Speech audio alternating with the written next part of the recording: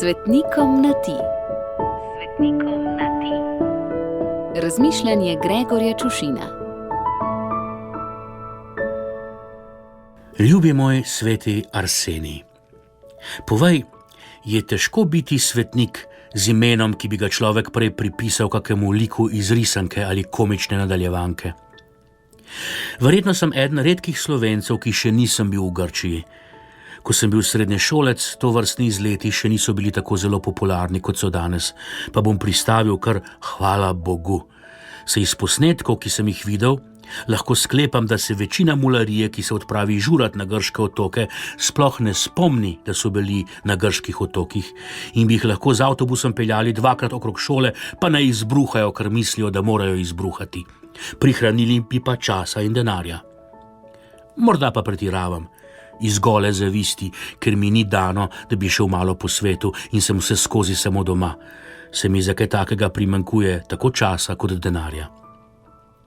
Ti, moj ljubi sveti Arsenij, si svoj dom zapustil že 12-leten. In tvoj dom ni bil kjerkoli.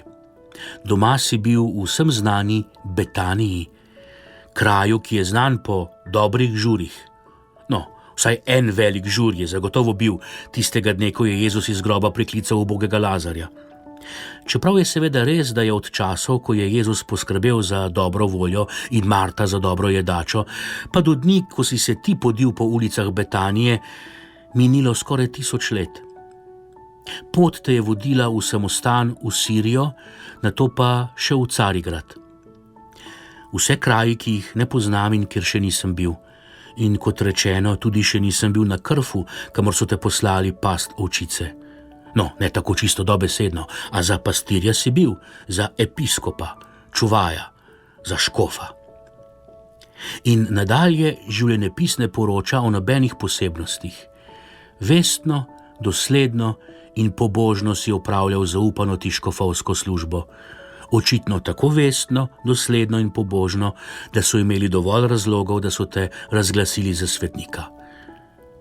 Potem takem je upanje tudi za naše škofe. Pa zame tudi. Vestno, dosledno in pobožno.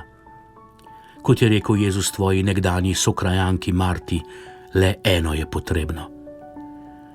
Ljubi moj sveti Arsenij, obilo žegna za tvoj god, pa nam ga vrni in izli na nas. Gregor.